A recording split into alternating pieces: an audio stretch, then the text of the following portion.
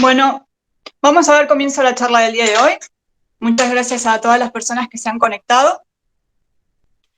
Hoy tenemos como invitada a la licenciada Nair Trógolo. Ella es egresada de la Universidad Nacional de Córdoba y actualmente es becaria de CONICET y también está realizando una estancia en la Universidad Nacional de Alicante en España y trabajando en el proyecto NEOMAP, que seguramente ella nos va a contar un poco.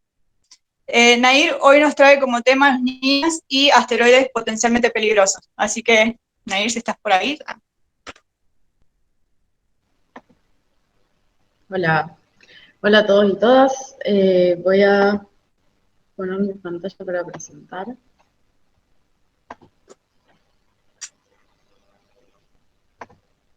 Vamos a ver.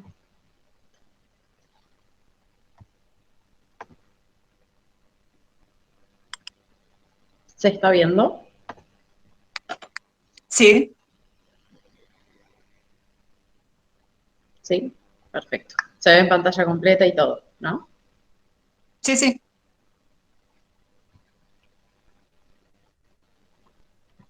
Perfecto. Bueno, entonces, buenas tardes a todos y a todos, o buenos días.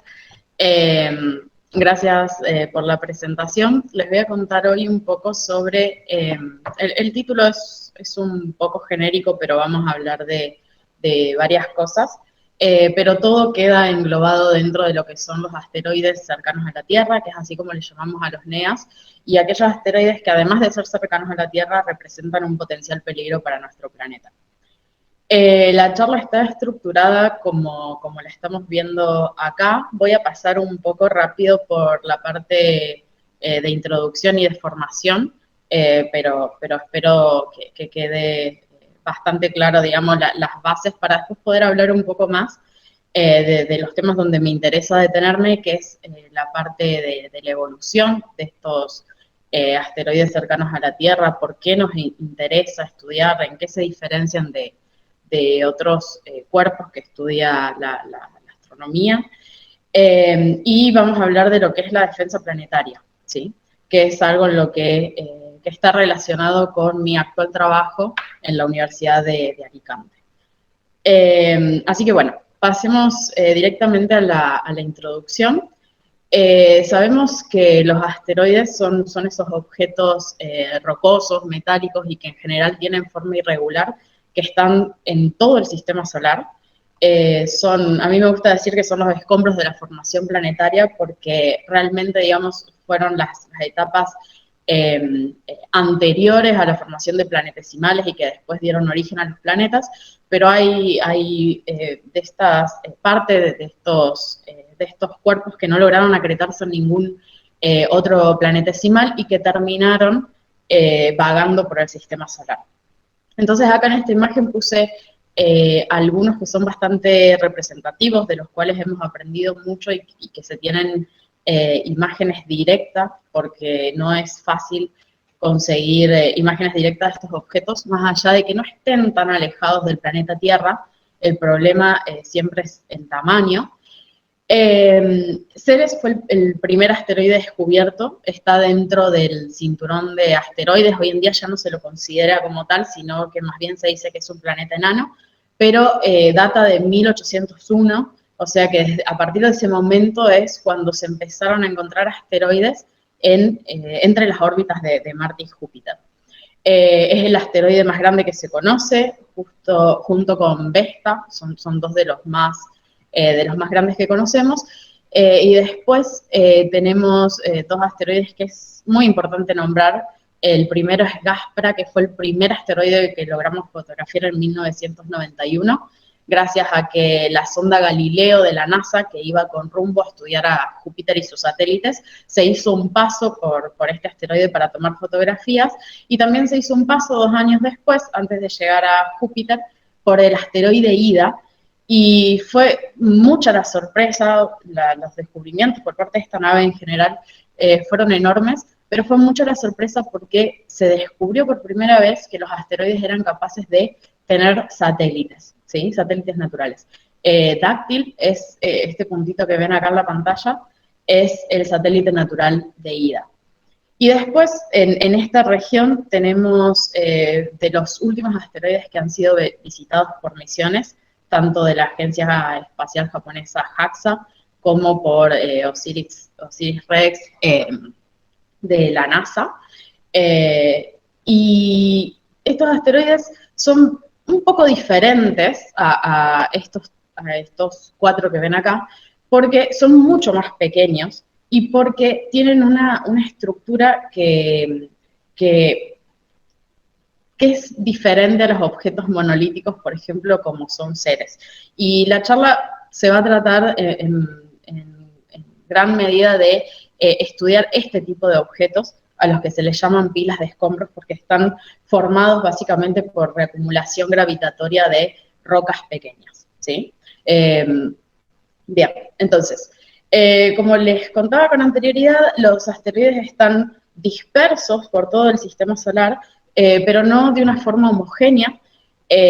La región más poblada es la región entre las órbitas de Júpiter y Marte, en lo que se conoce como el cinturón de asteroides, pero también hay otros grupos dinámicos, como los Hungaria, que están separados de lo que es el cinturón principal, los Idas, que coinciden con una de las resonancias de movimientos medios con Júpiter, y los troyanos, que son corbitales con el planeta. Si se fijan, la distribución no es uniforme e incluso hay zonas vacías, que son los gaps de Kirkwood, que se forman porque en esa región están actuando resonancias de movimientos medios con Júpiter que los expulsan de esa región. Y ese movimiento que hay de asteroides en el cinturón principal concluye con asteroides siendo expulsados al sistema solar interior, y es así que cerca de nuestro planeta, cerca de las órbitas entre la Tierra y Marte, encontramos lo que son los NEAs, que son los asteroides cercanos a la Tierra. Hoy en día se conocen casi 26.000 de estos objetos, y de estos 26.000, unos 2.180 al día de hoy, están considerados potencialmente peligrosos. Los asteroides cercanos a la Tierra se subclasifican en 4 categorías diferentes, de acuerdo a la arquitectura de la órbita que tienen. Por ejemplo, los Apolos y los Athens son cruzadores de la órbita de la Tierra. Los Amor tienen una órbita que es exterior a la órbita de la Tierra, pero hacen un acercamiento que es muy cercano a la órbita de la Tierra en el perihelio. Y los Atiras, por el contrario, tienen una órbita que es interior a la órbita de la Tierra, pero también hacen cierto acercamiento a nuestro planeta. Bien. Ahora, dentro del grupo de los NEAs, como les dije, hay otra clasificación que son aquellos asteroides a los que les tenemos que prestar una particular atención y que son caracterizados como potencialmente peligrosos de acuerdo a que tienen ciertos encuentros cercanos con la Tierra. La clasificación es de una forma bastante amplia, pero tenemos un filtro que es por distancia. Si un asteroide se acerca en cualquier punto de su órbita y en cualquier momento a 0.05 unidades astronómicas, esto, para que más o menos tengamos una idea, es una distancia de 19 veces la distancia de la Luna. Eso ya es considerado como para ser tenido en cuenta y prestarle mucha atención a ese asteroide. Y además tiene una magnitud de 22 o menor, entonces se clasifica como un asteroide potencialmente peligroso. Bien, este número que tenemos hoy en día de asteroides cercanos a la Tierra es un número que se incrementó enormemente, muy enormemente en los últimos 20 años. Acá tienen un gráfico de cómo cómo ha ido creciendo el descubrimiento de estos asteroides, y eso tiene que ver con que una vez que se fueron descubriendo varias decenas de ellos, nos dimos cuenta de que existía la posibilidad de que el entorno de nuestro planeta esté minado de estos objetos y de que haya que prestarles atención y destinar recursos para la observación, construir grandes telescopios y relevamientos de telescopios que estén constantemente observando el cielo. Y eso dio como resultado efectivamente el hallazgo de un montón de estos objetos. Una cosa acá para tener en cuenta en este gráfico, si se fijan, es que asteroides cercanos a la Tierra mayores que 1 kilómetro, el número no ha cambiado tanto, ¿sí? Pero lo que sí nos dimos cuenta es que asteroides más chicos que 1 kilómetro hay muchísimos, ¿sí? Hay miles. Entonces, ¿qué sabemos al día de hoy y cuáles son las estimas que se hacen? Bueno, acá tenemos un esquema que básicamente lo que nos dice es que asteroides de gran tamaño, mayores a 1 kilómetro, no hay muchos, ¿sí? No hay muchos y la mayoría los tenemos descubiertos.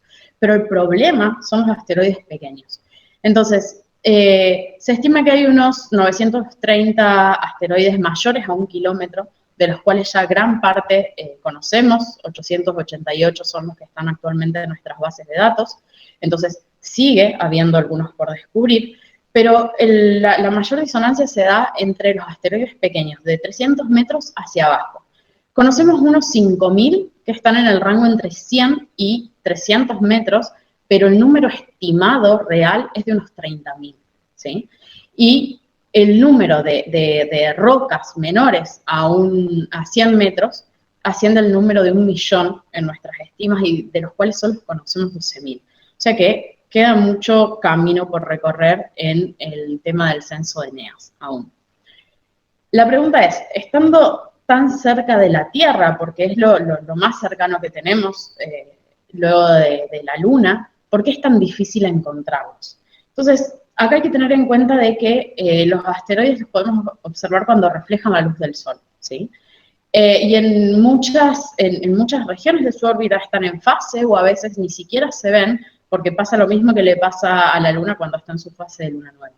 Entonces, detectar asteroides ya en principio se vuelve difícil aún teniendo telescopios.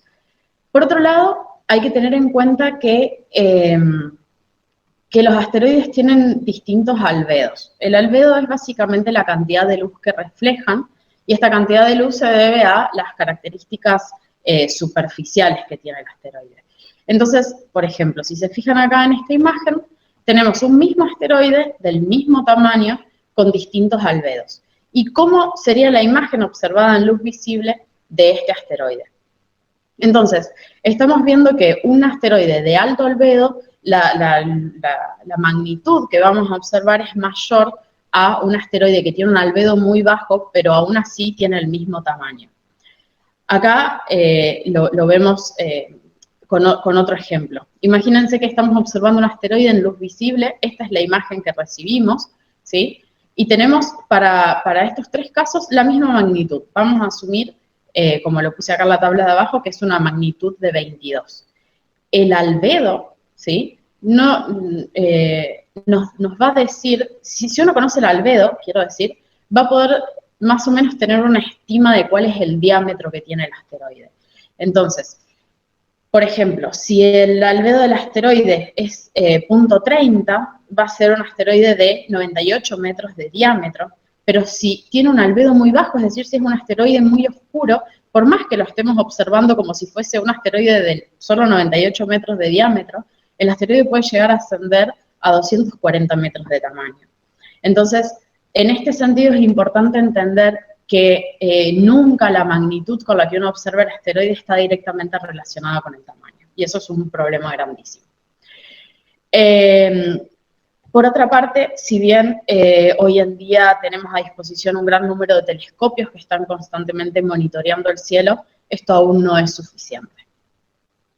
Bueno, en cuanto a la formación, como ya les conté un poco en la introducción, sabemos que los asteroides se han formado con los planetas.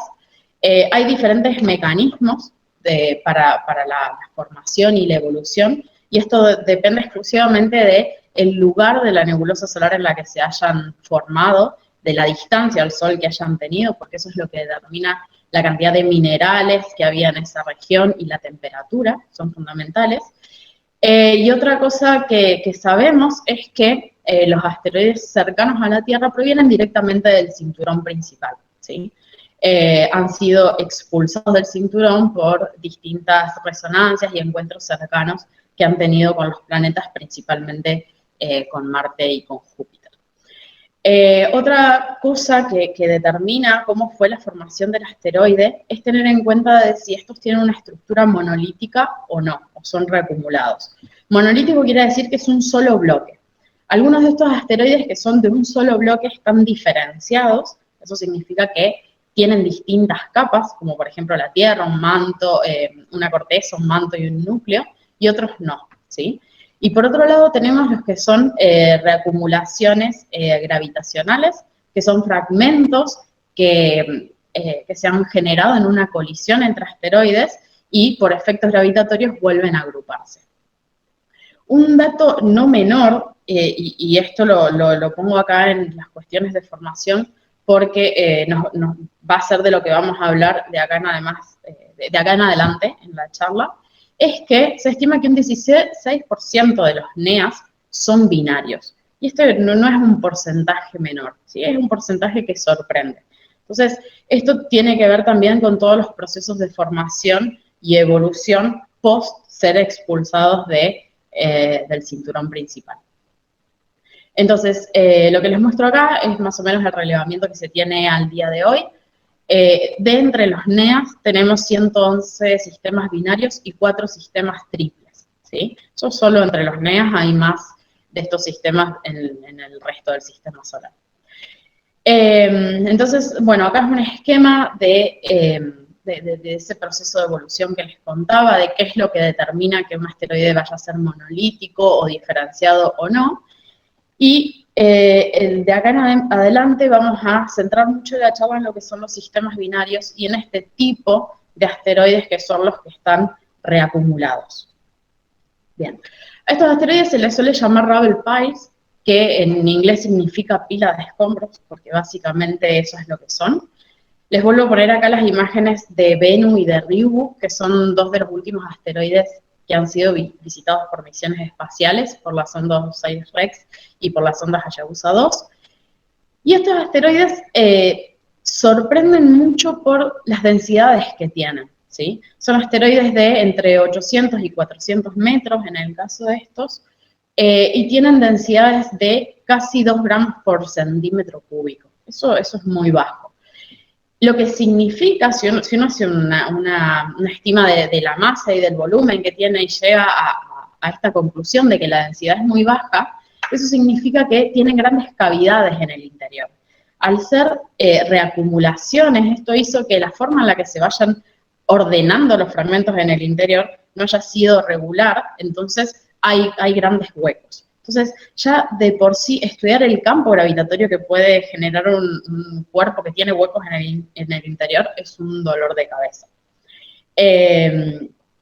Bien, bueno, vamos ahora a la parte de la evolución, y acá en la parte de evolución quiero recalcar el tema y lo complejo que es estudiar la evolución de asteroides y sobre todo por el gran zoológico de asteroides que tenemos, entre asteroides monolíticos, diferenciados, no diferenciados, los Rubble Piles, porque la gran mayoría de teorías que tenemos, de modelos evolutivos, o la física que se conoce, casi siempre se arma en función de objetos esféricos, ya sean cuerpos sólidos, cuerpos rígidos como planetas rocosos, o cosas que tienen, por ejemplo, un equilibrio hidrostático, como son las estrellas, pero acá nos encontramos con que cada asteroide es diferente de los demás, entonces cada asteroide requiere un trato particular en lo que uno vaya a estudiar, y eso es lo que complejiza muchísimo la labor de las personas que se encargan del estudio de estos objetos. Entonces, lo que les voy a contar ahora de la parte evolutiva, no me voy a basar en la evolución que quizás conozcan de efectos gravitatorios, como son las resonancias seculares o las resonancias de movimientos medios, sino que nos vamos a basar más en efectos que están relacionados con que los asteroides deben ser considerados como objetos extendidos y los objetos irregulares que son. Y vamos a ver el efecto de... en este caso, como es el efecto Yarkovsky, son efectos no gravitacionales, que se les llaman, que están relacionados con la radiación que reciben del Sol, ¿sí? Efectos de la radiación solar. Entonces, El primero que les voy a contar es el efecto Yarkovsky. Este efecto es más significativo en asteroides mientras más chicos sean, o sea, de 10 kilómetros para abajo, mientras más chicos sean, es más significativo el efecto que se genera. Y lo que produce es que la radiación solar o hace más grande el semieje mayor de su órbita o la hace más chica. Y acá con este gráfico les voy a contar un poco cómo es este proceso y cómo actúa. Imagínense que tenemos, voy a tomar el primer caso, imagínense que tenemos un asteroide que tiene una trayectoria que va en este sentido, ¿sí? Esa es su trayectoria orbital, y además rota sobre su eje de forma prógrada, ¿sí? Con la regla de la mano derecha en sentido contrario a las agujas del reloj. Entonces, la mitad del asteroide, este hemisferio está irradiado por el Sol y la otra mitad no, ¿sí? Entonces uno pensaría que los rayos del Sol acá llegan directamente a la parte donde es mediodía. Fíjense que acá dice AM y acá dice PM. Esto quiere decir que esta región del asteroide es la región donde se produce la mañana o el amanecer, y esta región es justo la parte del atardecer. En esta parte tendríamos el mediodía. Uno pensaría que en ese momento el asteroide y en esa región está más caliente. El problema es que la radiación solar, cuando irradia el regolito de la superficie, tarda cierto tiempo, tiene una cierta inercia térmica hasta que se calienta la superficie. Entonces, siguen pasando las horas, la superficie se sigue calentando, y en general, la parte más caliente del asteroide va a ser esta región, que es la que estuvo irradiada más cantidad de tiempo respecto a toda esta parte que está expuesta a la luz del Sol, ¿sí? Entonces, lo que se termina generando es que el asteroide reirradia la luz solar, ¿sí? Y esto genera como una especie de impulso neto, una fuerza neta, en el mismo sentido que la trayectoria que está haciendo. Entonces, esto hace de que tenga una fuerza neta a favor de su trayectoria y de que se produzca un incremento en la órbita, ¿sí? Un incremento en el semieje mayor. Pasa exactamente lo contrario si el asteroide rota de forma retrógrada, porque es ese momento neto que se obtiene de la reirradiación solar va justo en contra de la trayectoria del asteroide. Bien, un efecto que está relacionado con el efecto Yarkovsky es el efecto Short, pero esto actúa directamente en la rotación sobre su eje. Y el efecto Short es la misma idea, básicamente es la reirradiación por parte de la superficie de la luz que llega del Sol, pero está generado porque los asteroides son irregulares. Entonces, yo tengo un momento neto de reirradiación que en A, por ejemplo, que va en esta dirección, y en B que va en esta otra dirección. Entonces, esa irregularidad en el torque genera un torque neto que puede ir a favor de la rotación del asteroide o en contra.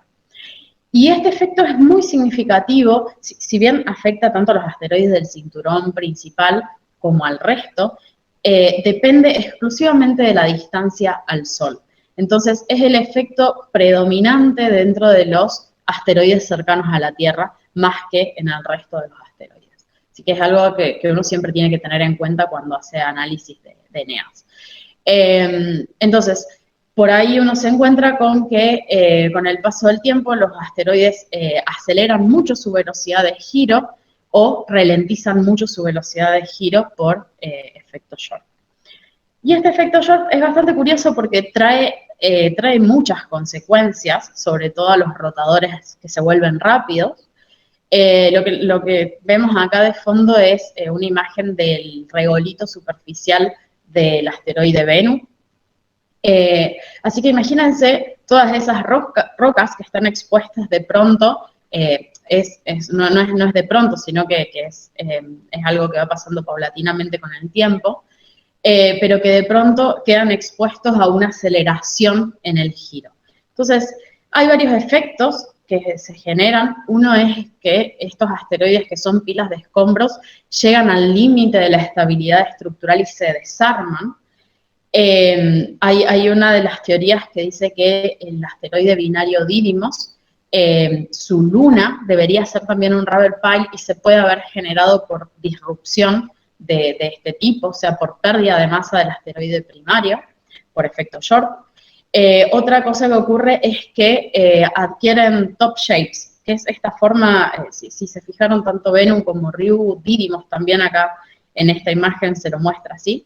Son formas características que se adquieren cuando el asteroide empieza a rotar muy rápidamente y el regolito empieza a deslizar por las laderas y quedan como picos en las partes polares y un abultamiento ecuatorial. De ese abultamiento ecuatorial, que es la región del asteroide donde el regolito está expuesto a una aceleración que es mayor, también se puede perder, material de la superficie. Entonces se da un fenómeno que es muy curioso, que es precisamente mi tema de estudio en la Universidad de Alicante, que es el estudio de la pérdida de regolito de la región ecuatorial en el binario Didymos. Si se fijan acá, en este gráfico vemos un corte del plano ecuatorial. Didymos acá está representado con este círculo gris. Y la curva negra es la órbita de Dimorphos, que es su satélite. Y acá estamos viendo cómo es el movimiento del regolito en un marco rotante, ¿sí? Entonces, lo que se observa es que el regolito se despega de la superficie y en algún momento vuelve a aterrizar. Esto visto en un marco de referencia inercial sería equivalente a ver que el regolito queda orbitando por cierto tiempo el entorno del asteroide y luego vuelve a caer.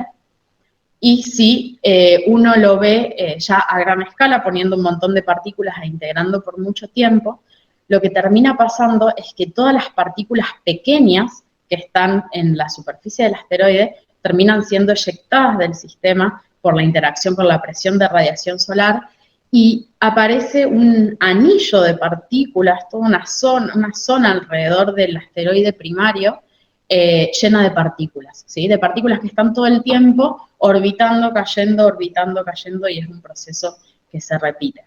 Una de las cosas que no se espera de Didymos, por ejemplo, es que tenga polvo en su superficie. Se asume que ya todo el polvo ha sido expulsado del sistema y solo quedan rocas de relativamente gran tamaño. Bien, otros de los efectos a considerar que lo cuento, quizás es un poco de relleno en la charla, pero lo cuento porque cuando me enteré que también existían los asteroides, yo me quedé muy sorprendida, es el tema de la evolución por fuerzas de mareas que se generan en las órbitas de los asteroides binarios.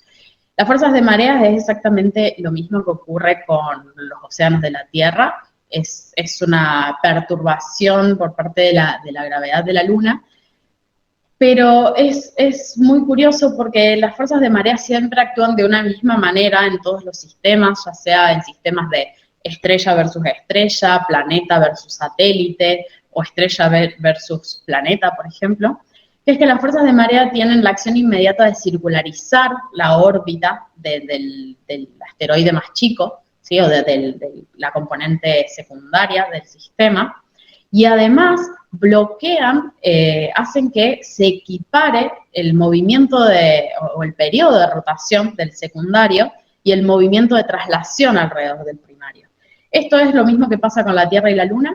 El asteroide satélite siempre le termina mostrando la misma cara al asteroide primario, ¿sí? Y eso es algo que está comprobado que pasa en los asteroides. De hecho, la mayoría, menos uno hasta ahora, o al menos que yo haya leído, la mayoría de estos sistemas binarios, todos están bloqueados por fuerzas de marea, ¿sí? Se llaman síncronos. Y esto quiere decir que han evolucionado durante un largo tiempo por fuerzas de mareas. Salvo un sistema que se los voy a mencionar más adelante porque es el objetivo de una de las próximas misiones espaciales. Entonces, bueno, como les decía antes, estudiar fuerzas de mareas en asteroides Ravelpile es muy complicado, muy complicado. Los modelos que hay para fuerzas de mareas entienden bastante bien cómo es el proceso en objetos gaseosos, como estrellas, por ejemplo, o en planetas, en cuerpos que son sólidos, pero ahora estamos tratando con objetos que están formados por la reacumulación de muchos fragmentos. Entonces ya el estudio se vuelve complicadísimo, ¿sí? Hay muchos intentos por estudiar este efecto en asteroides, pero hasta ahora nadie ha dado con ecuaciones que lo puedan modelar de forma correcta, sino solo aproximaciones.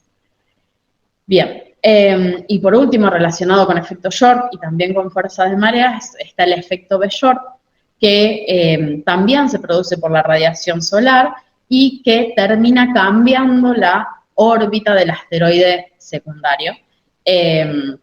Solo afecta a sistemas síncronos y la particularidad del efecto B-Short es que es un efecto muy rápido, ¿sí? Puede hacer que asteroides binarios se desvinculen completamente por este efecto en un tiempo que no es más grande que unos 10 a las 5 años, ¿sí? Así que es un efecto también interesante. Bien, voy a pasar ahora a un poco cuál es el objetivo del estudio de NEAs y de asteroides potencialmente peligrosos, por qué es importante estudiar cómo es la formación y cuáles son todos los efectos que dan lugar a la evolución que puedan tener. Esto es interesante desde muchos aspectos, pero sobre todo para lo que es la defensa planetaria, ¿sí?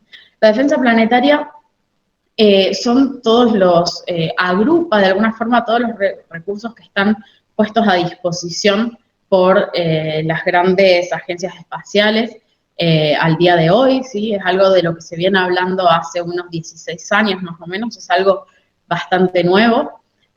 Con todo este boom de descubrimiento y del aumento de números en el descubrimiento de NEAs y de asteroides potencialmente peligrosos, empezamos a ser conscientes de que es necesario que estos asteroides tengan un seguimiento particular, que se invierta en sondas espaciales que vayan a visitarlos, que los vayan a estudiar, seamos conscientes de qué es lo que estamos teniendo enfrente y también mejorar los modelos que se tienen para calcular los tiempos, las probabilidades de impacto, hacer mejoras en la determinación de órbitas, ¿sí? Todo esto es lo que abarca la defensa planetaria.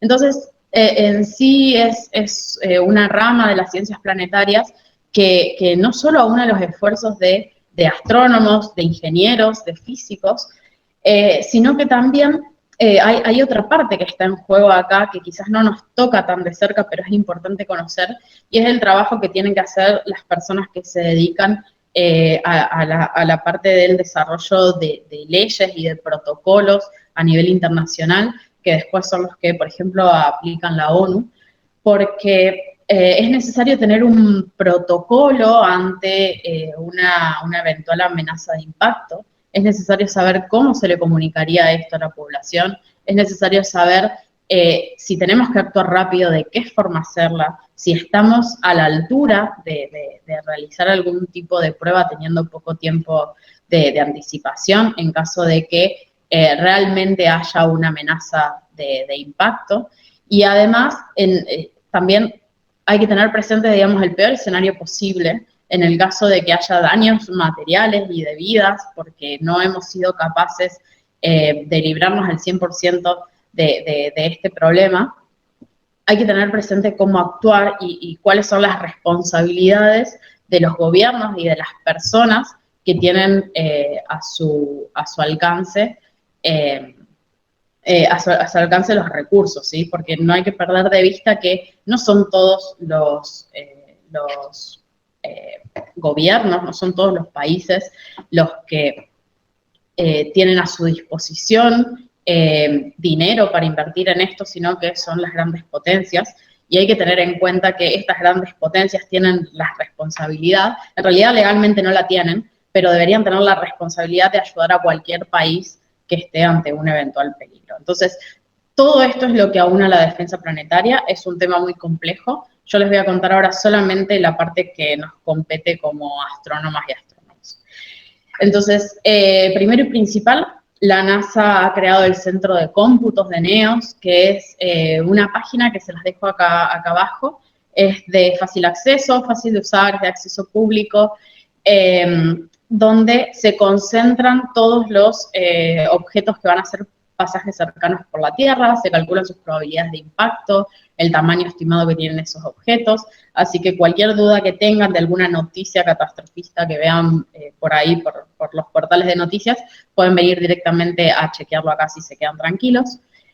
Dentro de lo que es defensa planetaria, muy próximamente, a fines de este año, en noviembre, va a ser lanzada la sonda DART, que es la primera misión de defensa planetaria. Es una misión de testeo que va a ir dirigida precisamente al asteroide Didymos, al asteroide que estoy estudiando, que es un sistema binario.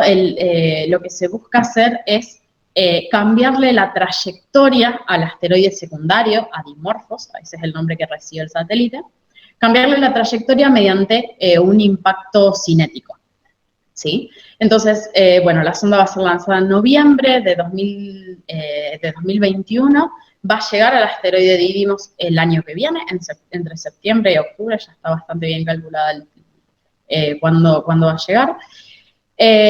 La sonda DART tiene unos 676 kilogramos de masa y va a impactar a una velocidad de 6.6 kilómetros por segundo con Dimorphos.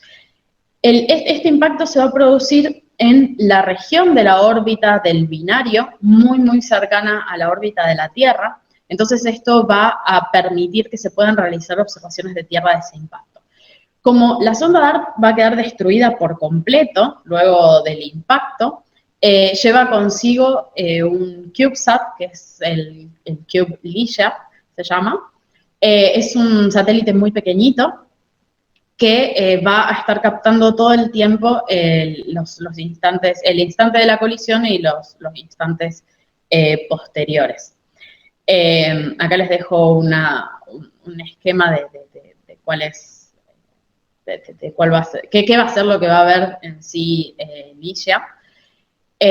La cosa importante de esta misión es medir cuál es el cambio orbital que se genera tras este impacto, ¿sí? No es un impacto cualquiera, no es un impacto que podamos estudiar en laboratorio, por una cuestión de que una vez impactado Dimorphos va a perder más masa, ¿sí? Entonces, el cambio en la trayectoria alrededor de Didymos va a estar determinado por la cantidad de masa que pierda tras el impacto, ¿sí? Se estima que el cambio, la modificación en la órbita alrededor del primario va a ser entre 73 segundos y 12 minutos. A partir de los 7 segundos va a ser un cambio susceptible de ser medido por grandes telescopios desde Tierra. El valor inicial, o sea, el tiempo que tarda Dimorphos en orbitar Didymos actualmente es de 11.9 horas, entonces el cambio va a ser a partir de este periodo, ¿sí? Bien, ¿qué es el parámetro beta? El parámetro beta básicamente es la cantidad de masa que se va a eyectar tras la colisión y es lo que va a terminar de definir si el asteroide se corre mucho de su órbita inicial o si se corre poco de su órbita inicial. Y esto básicamente funciona, como les decía recién, como el asteroide va a perder masa, entonces vamos a tener una transferencia de momento que va a ser mayor a que si fuese una colisión normal sin pérdida de masa. Esto es comparable a lo que pasa, digamos, con los propulsores. Esa pérdida de masa va a hacer que el asteroide se propulse un poquito más de lo generado por el impacto cinético y eso es lo que se quiere determinar. Bien. Si bien vamos a medir inicialmente cuál es la consecuencia del impacto desde Tierra, la sonda ERA va a ser la que va a partir en 2024 para ir a estudiar directamente cuál fue la consecuencia del impacto in situ. Va a estudiar el cráter de impacto, cómo es geológicamente Dimorphos, va a tener radares que van a poder atravesar el asteroide por completo y por primera vez vamos a conocer cómo es la estructura interna de un Ravel Pile, y además de que va a mapear el asteroide por completo. ERA, a su vez, va a ir acompañada de otros dos CubeSat, de Juventas y Milani. Juventas va a aterrizar directamente en la superficie de Didymos con la intención de calcular la gravedad en la superficie. ¿Sí? Van a ir dotados de acelerómetros. Recién ahí, en 2026, es cuando vamos a saber realmente, con mucha precisión, cuál fue la consecuencia del impacto de la sonda DART. Por otro lado, no podemos dejar de hablar de Apophis, que seguramente en algún momento lo han escuchado nombrar. Este asteroide es como el rey de los potencialmente peligrosos, porque dentro de unos pocos años, en 2029, va a ser un pasaje muy, muy, muy cercano por la Tierra. La probabilidad de impacto no es nula, pero ya se ha descartado, digamos, en ese sentido nos tenemos que quedar tranquilas y tranquilos, pero va a pasar incluso por debajo de la órbita de los satélites geoestacionarios, ¿sí? Eso es algo como que no pasa muy seguido. La distancia mínima a la que va a pasar de la Tierra son 5.8 radios terrestres, o sea, un poco literal que nos va a rozar, ¿sí? Y en este pasaje cercano va a ser visible a simple vista durante la noche. Como ven, acá está en el mapa determinada cuál es la región de la que va a ser visible. Va a tener una magnitud de 3, ¿sí? Es comparable con cualquier otra estrella y vamos a poder ver el movimiento desde el cielo, siempre y cuando estemos en la región en la que se vaya a observar. Bueno, no pongo todavía misiones porque todavía no se ha determinado, si bien hay muchos proyectos de misiones que se quieren enviar como una oportunidad de aprovechar, porque el satélite no va a tener que viajar mucho tiempo ni nada por el estilo para ir a estudiar este asteroide, y es un asteroide que constantemente, de una forma periódica, hace este tipo de pasajes por la Tierra, entonces es interesante estudiarlo para saber a qué nos enfrentamos. Pero todavía no hay ninguna misión que haya sido aceptada 100%, así que eso quedará para alguna charla futura. Pero bueno, algo que sí se sabe al día de hoy por los estudios que se están haciendo de la forma del asteroide y de la composición, es que el estar tan cerca de la órbita de la Tierra, el estar tan cerca de la Tierra en sí, va a generar esfuerzos de marea en el asteroide que hagan que cambie un poco su forma. Entonces, ahí hay que estar atentos a qué pase con Apophis. Ya para ir terminando, les presento a la misión JANUS, que va a ser lanzada en 2022. También es una misión de la NASA, que va a ir a visitar a un sistema binario de asteroides que también es cercano a la Tierra y que no está relajado. Es decir, es un sistema binario que nos sorprende muchísimo porque no tiene este efecto no son síncronos los dos asteroides. Como les decía, no han sido bloqueados por fuerzas de mareas todavía, tienen unos periodos de rotación y orbitales que no logramos entender bajo ningún punto de vista haciendo observaciones desde Tierra. Entonces, lo que se piensa es que es un sistema binario muy nuevo, entonces directamente vamos a ir ahí a estudiarlo. Eso va a ser la misión JANUS. Junto con la misión JANUS, en el mismo cohete van a ser lanzados la misión Psyche de la NASA, que también es una misión bastante particular. Este asteroide no está dentro de los NEAS, sino que es un asteroide del cinturón principal.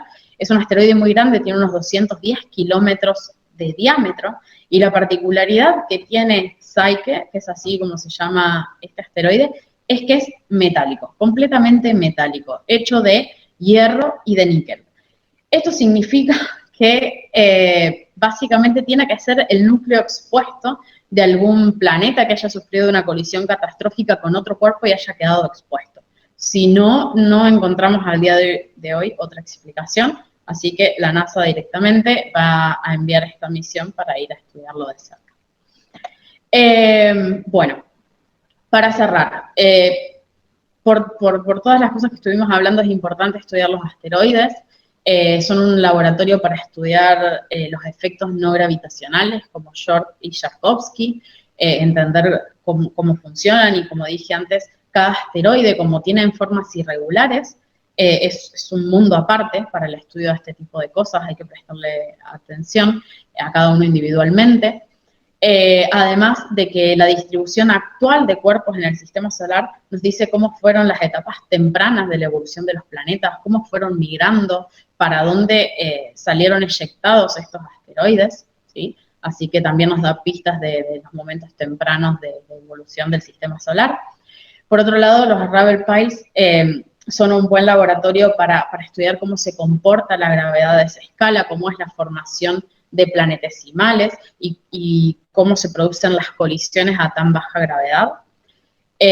Por otra parte, no hace más de 3 décadas que sabemos que los asteroides de los NEAS representan un peligro que es rotundo para la Tierra. No trato de generar miedo, pero sí es algo de lo que tenemos que ser conscientes para poder actuar en consecuencia. Sabemos que en la Tierra hay registros de que han ocurrido muchos impactos por parte de asteroides. El último y el que seguro conozcan es el que ocurrió en 2013 en Rusia, donde hubo más de 1000 personas heridas, entonces esto es algo a lo que hay que prestarle atención. Y enviar sondas es directamente necesario porque necesitamos saber a qué nos enfrentamos, necesitamos conocer la estructura, necesitamos saber si para cualquier caso un impacto cinético es suficiente o hay que desviarlos con algún otro método, usar armas nucleares, o usar láseres superpotentes para desarmarlos. Entonces, estudiar la estructura y la composición es sumamente necesario y es necesario hacerlo ahora. Y por otro lado, está un tema en el que solo lo nombro, no voy a entrar en debate, pero es el de la minería planetaria, como por ejemplo pasa con el asteroide Psyche, que es un asteroide completamente formado de metales. Hay muchas propuestas para ir a hacer minería a estos asteroides, así que bueno, ese es otro de los motivos por los cuales necesitamos conocerlos, ver si en algún futuro podemos sacar rédito de eso y ver también cómo se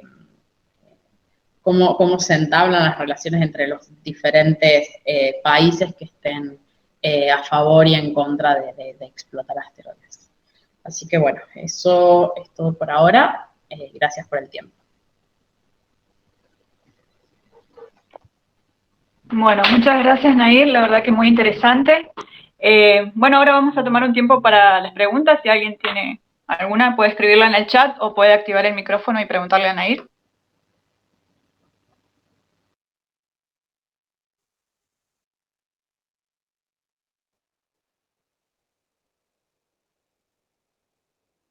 Sí, Cristian Martínez dice que tiene una pregunta y escribíla a Cristian.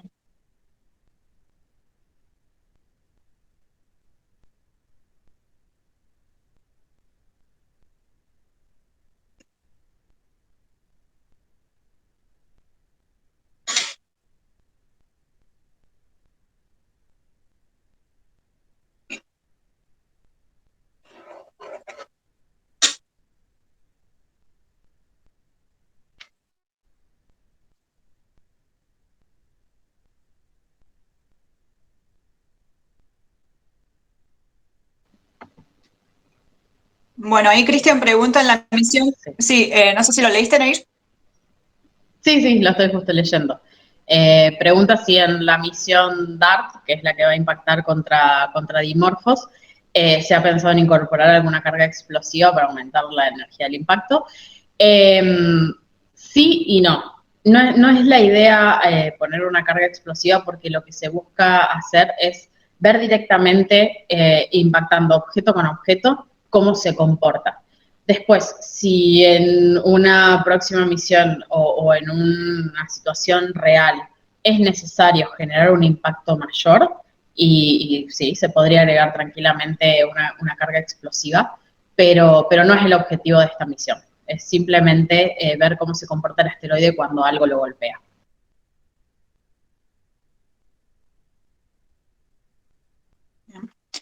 Romina García ahí levantó la mano. Si querés activar el micrófono, Romy, podés hacer la pregunta.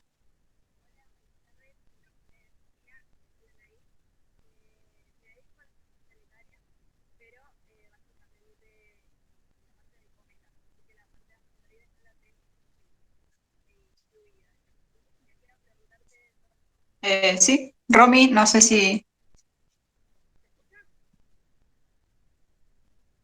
O Ricardo también, que levantó la mano. Sí, cualquiera de los dos.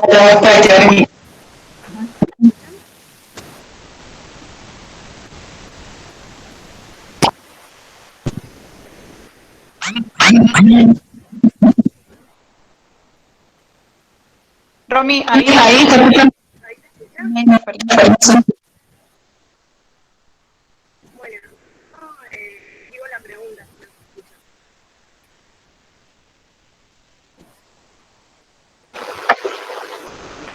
No se llega a escuchar, no sé si de última quieren hacer la pregunta por el chat. A ver, ¿ahí me escuchan mejor? Sí, ahora sí. Ah, bien, son los auriculares. Bueno, mi nombre es Romina, me dedico a las ciencias planetarias, pero a la parte de cometas, la parte de asteroides, por ende no lo tengo muy fluido, digamos. Entonces quería preguntarte dos cosas que me llamaron la atención. Primero, con tantos efectos no gravitacionales actuando sobre los asteroides, ¿cómo hacen para estudiar la órbita de cada uno de ellos, de los NEAs, y clasificarlos como potencialmente peligrosos, es decir, muy cercanos a la Tierra, si en realidad la órbita de ellos varía constantemente según estos efectos? Y la otra pregunta es, en la misión que va a impactar un proyectil sobre el satélite de Didymos, ¿no se corre el riesgo de desvincular este asteroide secundario? Bueno, eso, gracias. Hola, Romy. Bueno, la primera pregunta. Y con los asteroides potencialmente peligrosos, lo que termina pasando es que esa base de datos se va actualizando continuamente y todo el tiempo, si bien hay asteroides que están ahí, digamos, siempre en esa base de datos porque resultan potencialmente peligrosos por largo tiempo, hay otros que van apareciendo, entonces se van agregando, hay otros que se quitan de la lista. Pero lo de la clasificación de potencialmente peligrosos es solo una cuestión de, a ver, tenemos este asteroide, calculemos cuál es su órbita. Veamos, ¿pasa a tal distancia de la Tierra o a 0.05 unidades astronómicas o menos? Bien, check. ¿Tiene una magnitud que es mayor a 22 o menor a 22? Bien, si cumple solamente esos dos requisitos, ya se lo agrega en la lista. ¿Qué pase después con ese asteroide? ¿Bajo qué efectos evolucione? Eso será cuestiones a estudiar después. Pero para ser potencialmente peligroso solo necesita cumplir esos dos requisitos.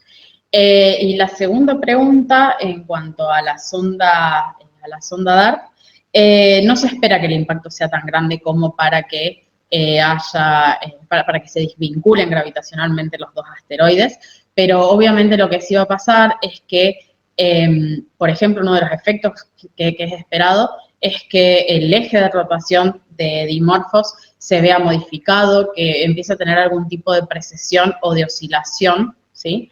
Y esto va a hacer que todo el momento angular del sistema empiece a transferirse de un lado a otro, empiecen a cambiar, empiecen a actuar seguramente otra vez las fuerzas de mareas y bueno, todo se vuelva un poco caótico porque lo vamos a mover un poco del equilibrio estable en el que están hoy en día. Muy claro, muchas gracias, Nair. De nada. Creo ahí que Ricardo también tenía la mano levantada, así que si querés activar el micrófono, Ricardo. Hola, ¿me escuchan? Sí. Sí. Bien, hola Nair. Una pregunta primero y una aclaración después. La primera pregunta es, si mal no recuerdo, Didymos tiene un periodo de rotación cercano al límite de Crack, o sea, es el periodo de rotación límite entre un objeto monolítico y un objeto que podría ser un Ravelpile, porque está cercano a las 2 horas y pico de periodo de rotación. Sí, 2 horas 26. Por eso indicaría que el objeto muy posiblemente sea monolítico. Entonces la pregunta sería, toda la historia de perder regolito y con ese regolito formar el satélite y que el satélite también sea un Ravelpile, tal vez no sería muy razonable. Porque con un objeto monolítico hacer un regolito lo suficientemente grueso como para formar un satélite sería complicado. Esa sería la pregunta. Si consideraron que el satélite puede no ser un Ravelpile. Claro, exacto. Lo que sí se sabe con certeza es que Didymos es Ravelpile. se sabe porque se tiene medida, bien estudiado el tamaño y un modelo de forma para el asteroide, y también se tiene estudiada cuál es la densidad, que es 1.21, creo que es. Es No, muy baja la densidad. 2.1 es la Perdón, densidad. sí. Pero 2.1, sí, perdón. 2.1 es una densidad 2.170. normal para un asteroide. No necesariamente tiene que ser un Ravel Pile. Bueno, la gente está, digamos, hay bastante consenso en que es un Ravel Pile. De lo que no se tiene idea es si Dimorphos es Ravel Pile o no. Por eso tampoco se sabe qué va a pasar en la colisión. No se sabe cuál es el parámetro beta que se busca medir para tener una idea de cuál va a ser el efecto de la colisión. Se sabe que ese parámetro beta se va a mover entre 1 y 5. Ese es el rango que se maneja, y en base a eso se hacen distintas propuestas de qué es lo que va a pasar, pero realmente no se sabe para Dimorphos si es o no Ravel Pile. Ahora, por lo que yo tengo entendido, hay un consenso bastante general de que Didymos sí lo es, y esto también está apoyado por la forma que tiene, por el top shape. Bien, y la aclaración que te quería hacer es con Psique. Sí. La misión a Psique no es porque alguien piensa que sea un núcleo de un pequeño planeta, que puede ser la posibilidad. Porque Psique, el problema con Psique es que se ha descubierto bandas de agua en su espectro. Y si fuera un asteroide completamente metálico, no puede estar hidratado. Entonces, las explicaciones para Psique hoy en día son de tres tipos. Uno, que efectivamente que sea un viejo núcleo de un objeto diferenciado que haya sido pulverizada su manto y su corteza. Pero la segunda es que aparezca algo como ferrovulcanismo, o sea, que por un proceso geológico haya salido en algún momento metal de la parte interna del objeto y se haya desparramado sobre cierta parte de la superficie. Y la tercera es que el objeto no se haya formado donde está, sino que se haya formado mucho más interno en el cinturón, y por lo tanto su composición sea diferente. Esas son las justificaciones de la misión Psique, porque, la existencia de agua ya comprobada desde hace rato, y la existencia de parches de diferente albedo sobre la superficie estarían indicando cierta heterogeneidad en la superficie, por lo menos, de un objeto de, como vos dijiste, más de 200 kilómetros de diámetro. Era eso nomás. Bueno, perfecto, y gracias por la aclaración. La charla que yo había visto de la misión esta sí hincapié en que es una pieza que estaría bueno tener presente para los modelos de formación planetaria en el caso de que sea el núcleo expuesto de un planeta del tipo Marte. Así que sí, bueno, esa es una de las posibilidades, pero ya se conoce desde hace mucho tiempo que está hidratado. Es más, hay un grupo de asteroides, de los viejos asteroides tipo M, que están hidratados, y sí que es uno de los representantes más formales, ¿no? Y si fuera así, no puede ser completamente metálico. Bien, perfecto.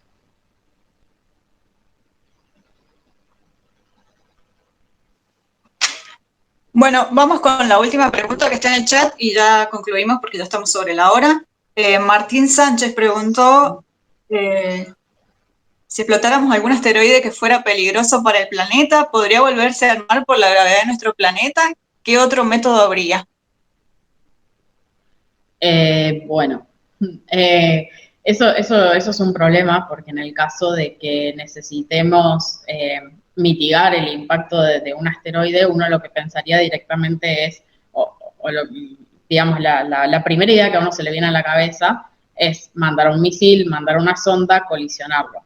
El problema es que el asteroide puede fragmentarse, y en ese caso no sé si nos preocuparía tanto que se vuelva a agrupar, digamos, por fuera de la órbita de la Tierra, que es algo que quizás puede pasar, sino que sería peligroso desarmar un asteroide, porque de pronto no tendríamos un solo asteroide viniendo hacia la Tierra, sino un conjunto de muchos fragmentos impactando con el planeta que sería peor que un solo impacto.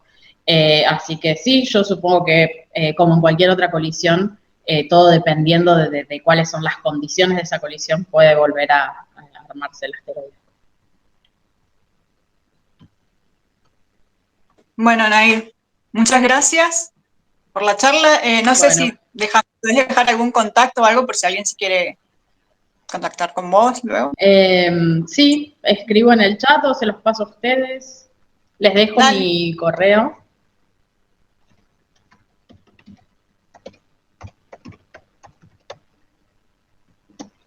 Ahí está, por si alguien tiene alguna duda y quiere preguntar o lo que sea, o necesita información de alguna de las cosas de las que estuve hablando acá, me pueden contactar, no hay ningún problema. Bueno, muchas gracias, Nair. Bueno, gracias a ustedes por la invitación. Bueno, y a todos recordarles que la próxima charla va a ser la última del semestre, que va a ser el próximo 18 de junio. Así que le vamos a estar mandando después el mail con la información. Así que nos vemos. Hasta la próxima.